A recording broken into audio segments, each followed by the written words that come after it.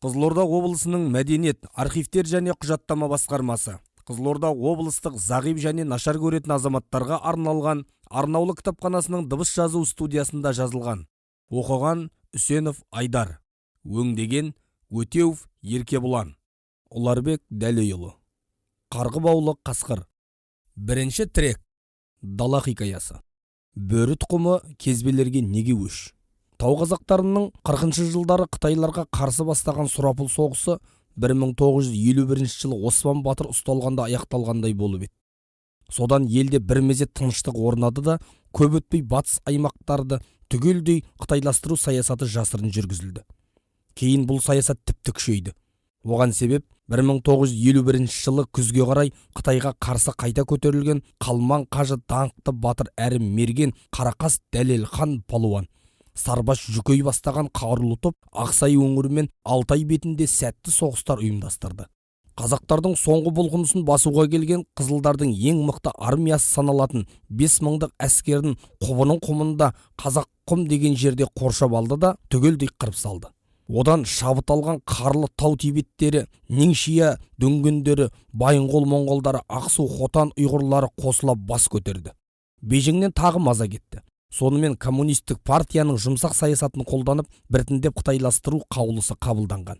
Әдеттегі уақытта әскери форма кимейтін егін салып, тың игеріп, сақтық әскерлер дивизиялары барлық өңірлерге орналасты. Жергілікті ұлттар басқыншылыққа қарсы көтерілген жағдайда соларды қарулы күшпен басу үшін әкелінген бұлар жайшылықта сыртқа қойдан қоңыр бейне көрсететін. Олармен қоса осынау зұлым саясатпен бірге құшағы құт, баурайы берекелі қазақ даласына ішкі Қытайдан 100 мыңдаған адам тасқыны ағылды.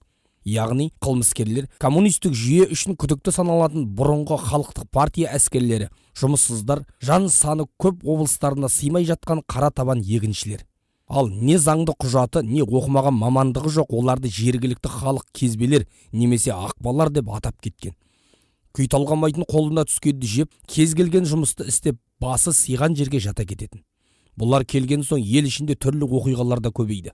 Кезбелер қоныстанған жерде бұлақтар тартылып, ағаштар сарғайып кететін. Олардың табаны тиген жердің берекесі кетіп, қу тақырға шаңы ұшқан сүркейлі мекенге айналатын.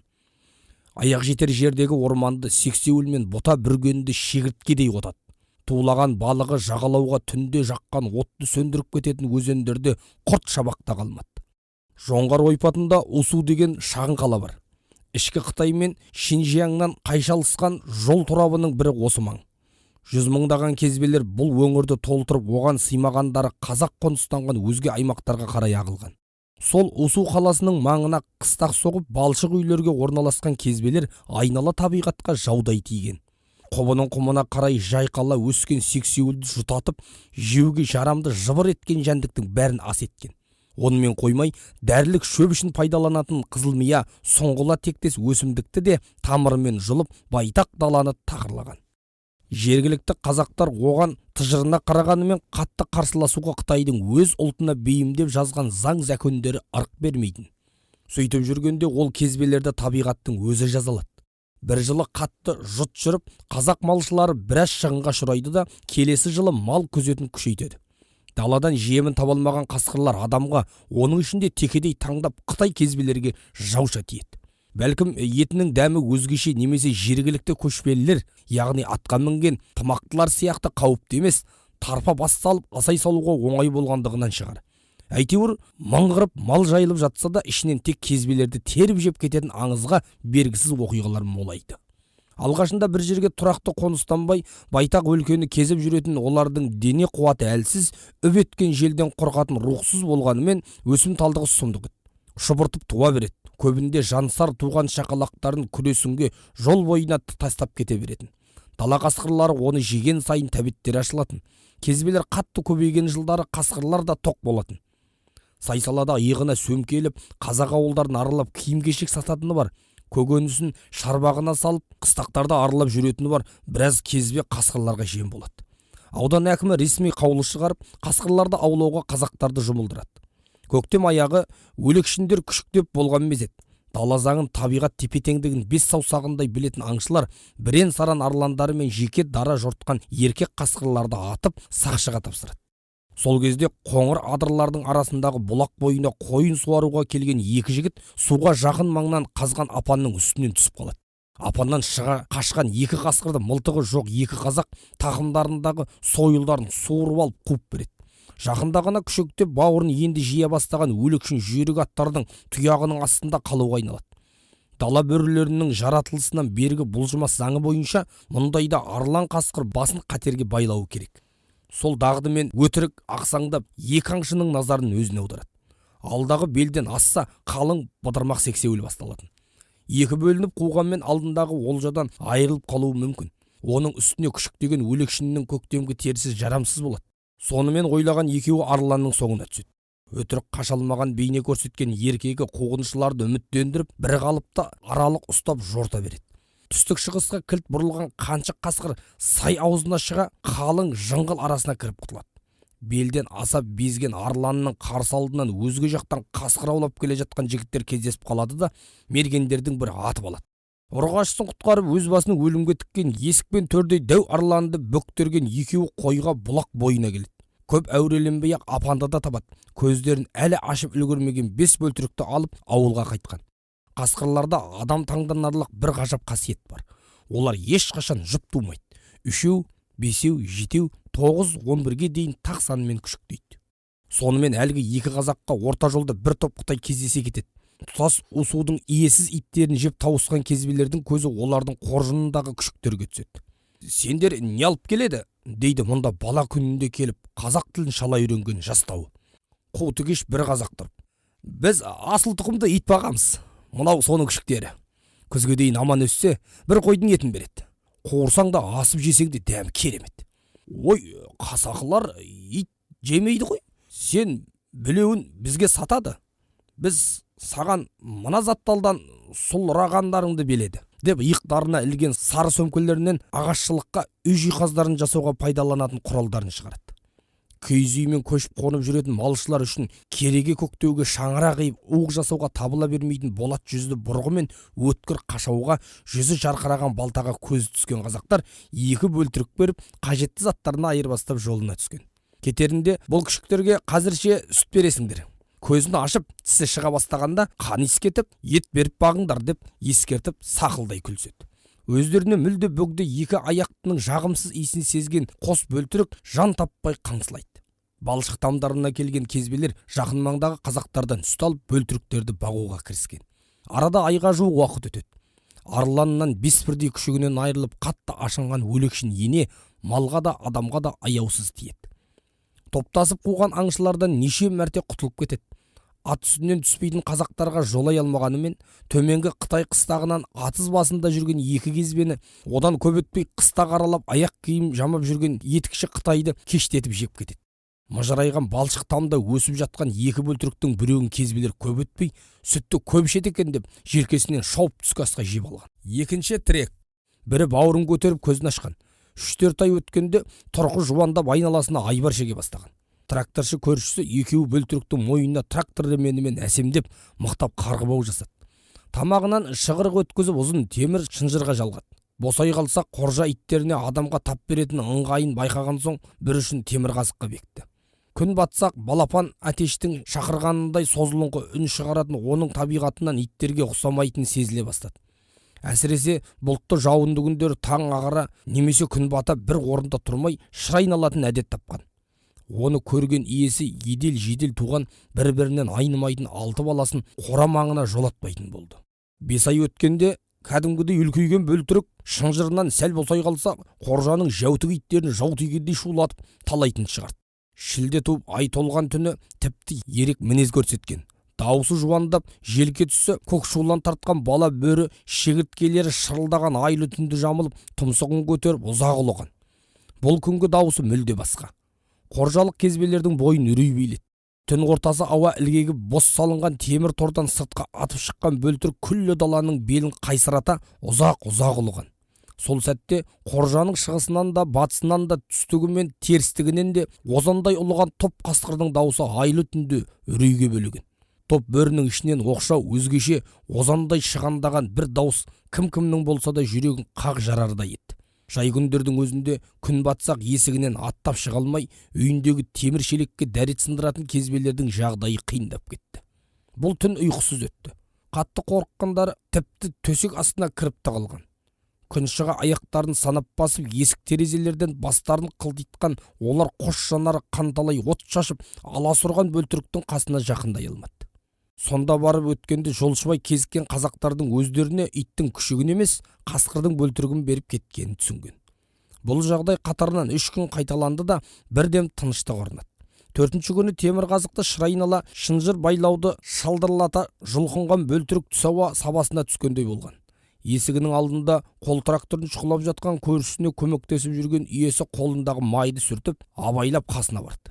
Үйінен ала келген шошқа етінің бір кесегін алдына тастап еді, қарап та қоймады. Тек өзіне қадалған қос жанардың сесінен жасқанған кезбенің бойын суық тер басты. Екі аяғынан жан кетіп, қарадай үрей ұшты. Бұны сойып жеуге ешкімнің жүрегі дауаламайды. Ал бұдан әрі өсіп кетсе, соңы не болары белгісіз. 3 күн бойы келген қасқырлар қоршауы түн сайын тарайы келіп, көршілеріммен қоса өзімізді жеп кетуі әбден мүмкін. Тіпті қатты ашынса, үйелмелі-сүйелмелі 6 баласында бір сәтте жусатып кетпесіне кім кепіл. Осы пәлені бостандығына жіберіп құтылайын деген ой табан тіреді. Сонымен қоса қасқыр даусынан жаны қалмай қорыққан қоржаластары да оның құлақ етін жей берген. Ақшам әлетінде бөлтіріктің қасына барған кезбе оның бейхам ұйықтап жатқанын көрді. Жөткөрініп дыбыс беріп еді, анау басын көтеріп бір қарады да жата берді. Аса сақтықпен абайлап жеткен ол бөлтірікке жақындады. Көзін ашқалы көргені осы бір адам пендесі болғасын ба, бұл жолы онша айбар шекпеді. Арқасынан сипалап өзіне қатер төндірмесін түсінген ол темір қазықтан шынжырдың бір ұшын шығарып жетелеп сыртқа шықты. Оны көрген қоржа иттері шу ете түсті де, бөлтірік бір рет ыр еткенде құйрықтарын бұттарына қыса қыңсылап жай-жайларына таратты. Бастабында жетекке ергенімен қоржа шетіндегі суы тартылған кішкене тоған бойына жеткенде 4 аяқтап тұрып алды. Азу тісі әлі жетіле қоймаған оның мойнынан кең байланған қарғыбауын не шығара алмай, не шеше алмай әуреге түсті. Ақыры шынжырдың қарғыбауға жалғанған тұсынан шығырығын айналдыра шығарып алды. Дала жақтың нұсқап жібере салды. Бір орында шоқиып отырып алған бөлтірікке не істерін білмей қасында біраз тұрды да үйіне қарай аяңдады. Ауласына жетіп балшықтамның кетігінен қараса, бөлтірік сол қоя берген жерінде әлі отыр екен. Күн батып қас қарайды. Батыс көкжиектен ағарған жартай дүниеге әппақ нұрын себеледі. Әппақ сапақ басылып, завал шақ өте қоржа маңынан топтаса ұлыған дауыс естілді. Кешкі асын ішіп болып, карта ойнауға отырған еркектер шам жарығында тағы үрпиісті. Ұлыған арсылдаған шұрқан ішінен бөлтіріктің дауысын таныған иесі екі көзі шарасынан шығардай шошынды. Түн ауа тыныштық орнап, табиғат өзінің бейқам сәтіне көшкен. Бөлтірікті бағып алған кезбенің кірпігі айқасар емес. Манағы жан түршіктірер дауыстар ненің айғағы болды екен. Адамдар арасында өсіп, қас жауларының итаяғынан ас ішкен, мойнын қажаған қарғыбауымен келген. Кезбелердің жағымсыз иісі сіңген бөлтірікті дала заңымен өз жарғыларымен жазаға тартты ма? Әлде адасқанның айыбы жоқ, қайтып үйірін тапқан соң деп өз тілдерінде ұзаққа созылған сұрақ жауаптан соң қатарларына қосып алды ма? Байлық, бақыт іздеп туып өскен атам мекенін тастап, осында келген бұларға дала қасқырларын неге соншалықты өш? Неше ғасыр бойы өздерімен үйір айқас ғұмыр кешіп келе жатқан көшпенділерге тұқым зәузатын топырлата ауласа да, аттылы тымақты қазақтарға неге ондай өшпенділіктері жоқ? Бізге бұл жердің халқы, жан иелері түгілі табиғатының өзі неге қырын қарайды? Айналасы 10 жылдың ішінде құмдағы сексеуіл мен жыңғылды қиша сыпырдық. Соның кесірінен болар аң атаулы ауып кетті. Аңы азайған соң дала бөрілері енді бізге ауыз салып шетімізден жеп жатыр. Далада қабыр еткен жан иесі қалмайтындай күнге жеткенде бұл қасқырлар тек адам аулауға көшпесіне кім кепіл? Миын сан түрлі сауалдар тұрлаған оның ойын үйіріне қосылған бөлтірік елесі бөлді. Ол қазір тірі ме екен? Даланың тағы аңы болса да, күшік кезінен асыраса да оған бауыр баса алмады. Өйткені оны жетім қалған үшін тамақ беріп, қатарына қосайын деп емес, өсіріп үлкейтіп алып сойып жеу үшін бақты ғой.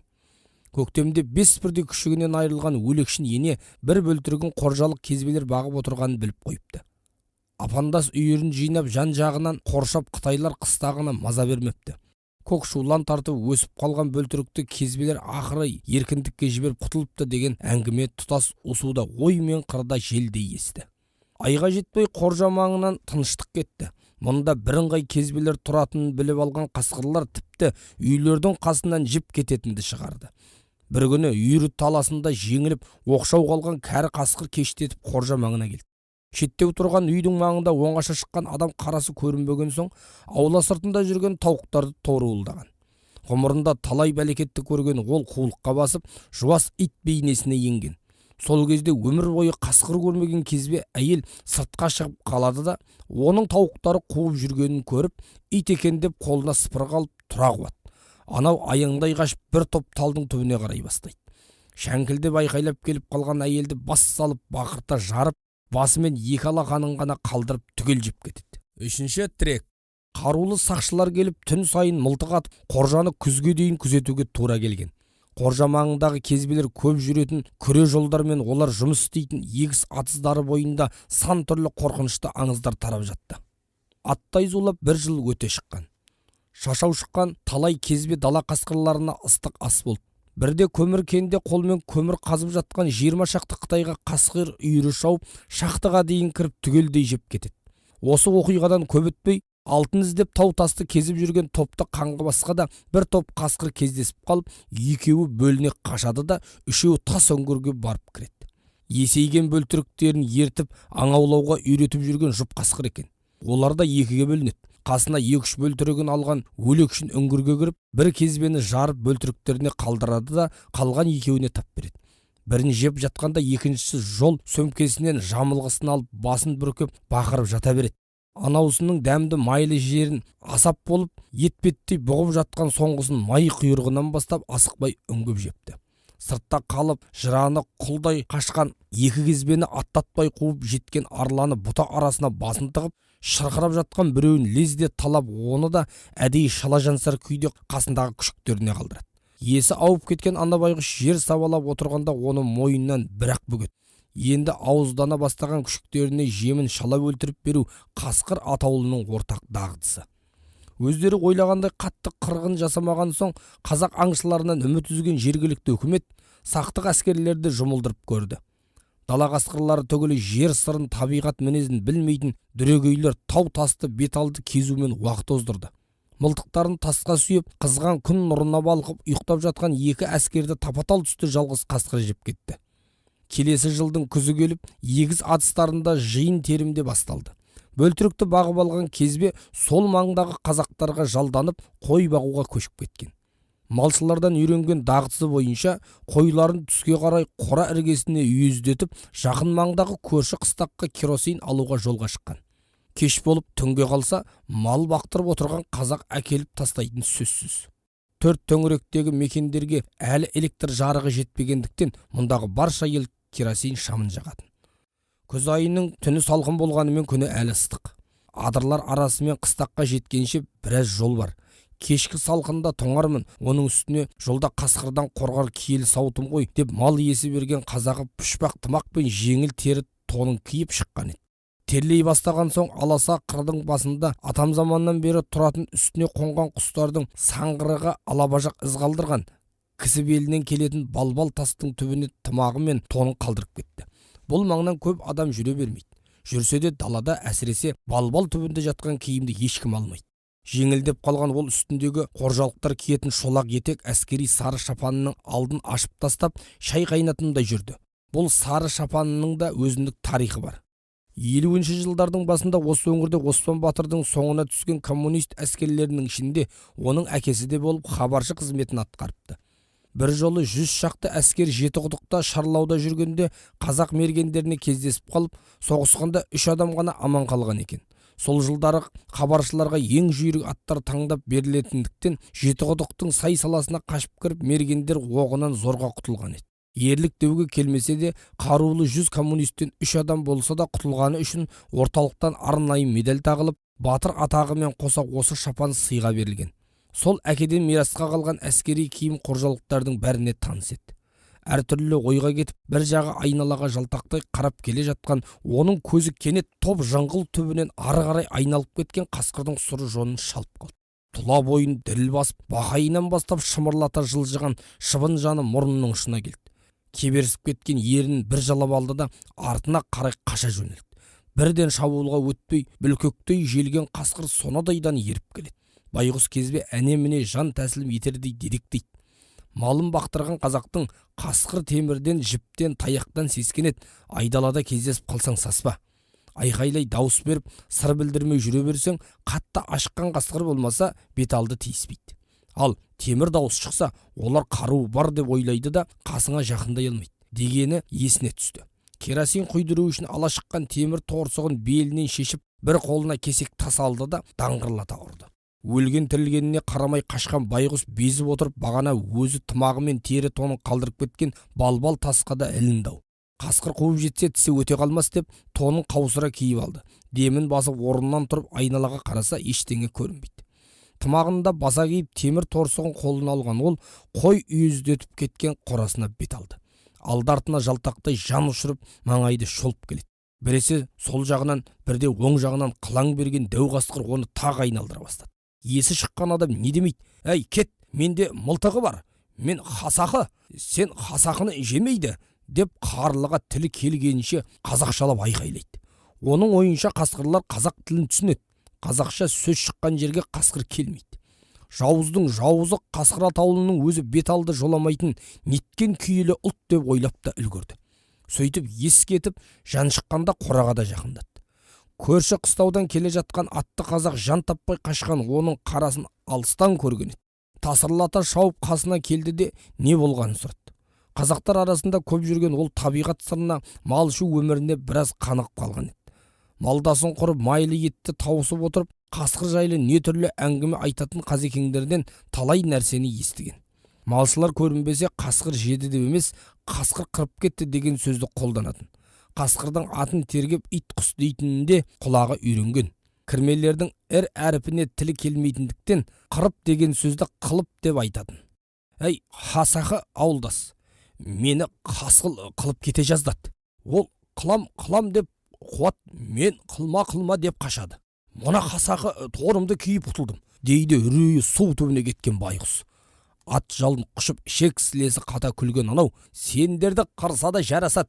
Мұнда қай аталарыңның басы қалып еді? Миллион жылдар бойы осы даланы басап билеп келген қасқырлар әулеті сендерге деген кегін жоймайды деп мысқылдай жолына түсті. Азуы алты қарыс көкжалдан құтылған қоржалық кезбе соңына түскен қасқырдың сайсалада жайылып жүрген соншама көп қой ешкілерге шаппай, неге өзін тірсектете қуғанына, неге бірден тап бермегеніне еш ақылы жетпеді.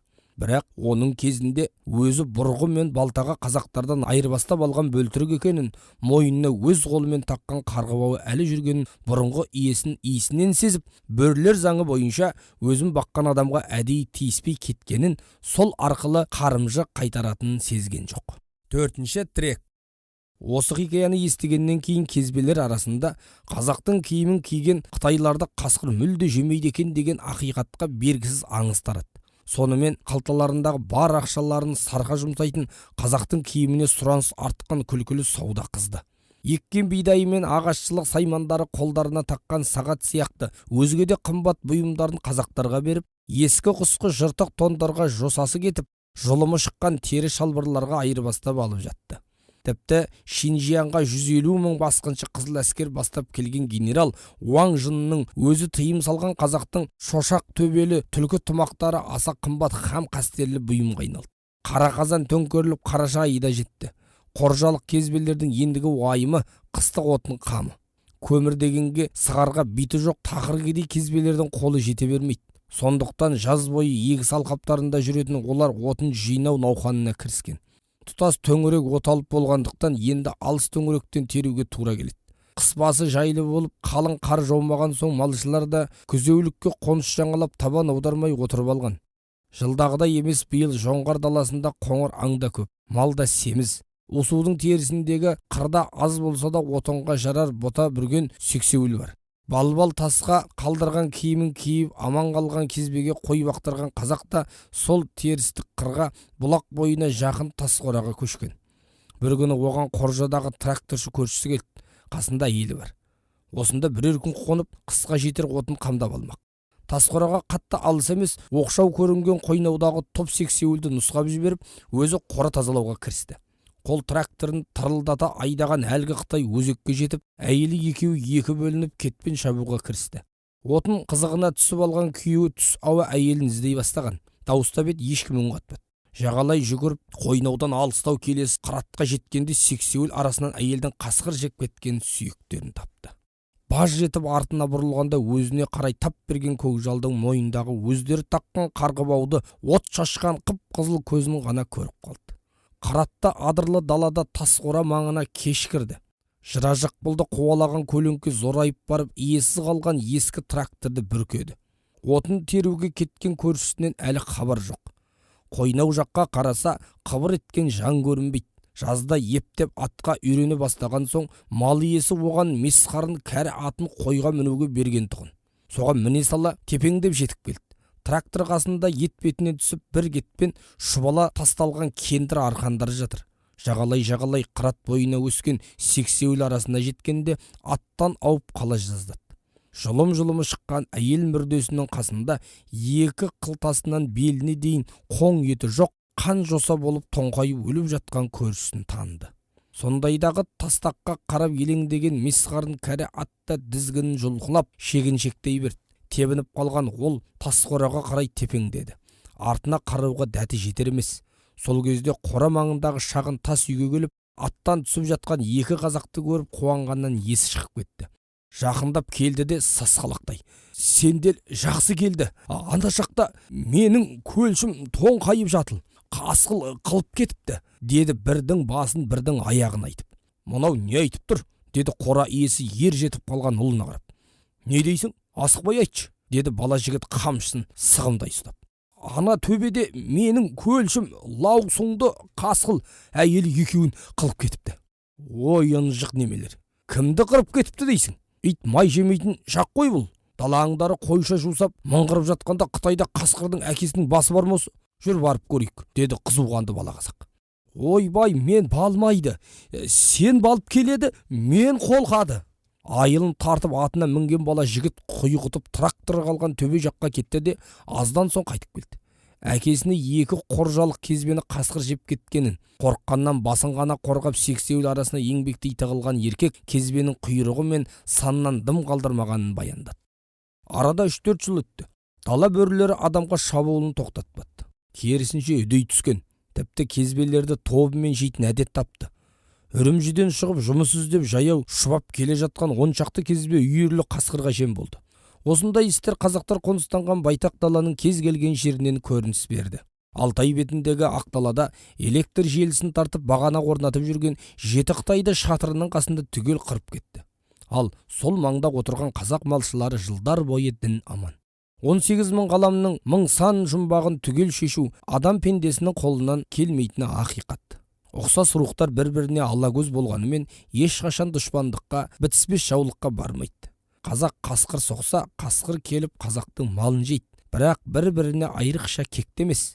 Көкбөріні төтем еткен даңқты көшпенділердің тұқымы бұрынғы қуатынан айырылса да рухынан әлі ажыраған жоқ. Мойнына қанша қарғыбау тағып итаяққа телмірткенімен бір күні бөрлігін жасайтыны даусыз. Кейде баққан ізінен аттаған адамынан жер жиіркенетін күллі дүние суық түсін беріп, теріс қарап тұрса да сол жетесіз рухтар үстемдікке жетіп жататыны бар. Бірақ олардың тегінде ешқашан бөрі рухы жоқ. Бөрі рухы қонбағандардың ғұмыры көктемде ит арқасына тұрған қыраудай баянсыз қысқа ғана. Қазақтардан болат ұшты бұрғы мен балтаға бөлтірік айырбастап алған әкесі Осман Батыр мергендермен соғыста 100 әскерден 3 адам ғана аман қалғаны үшін батыр атағын алған кезбе түн баласы ұйықтай алмайтын сырқатқа душар болды. Тез қартайып сүлдері ғана қалды. Үйде де дүзде де көзіне қасқыр елестей берген соң ата мекеніне ішкі Қытайға көшіп кетті. Әйелі 6 баласын алып Осуда қалды. Ал 5 бөлтірігін алдырған өлекшін қайтып күшіктеген жоқ.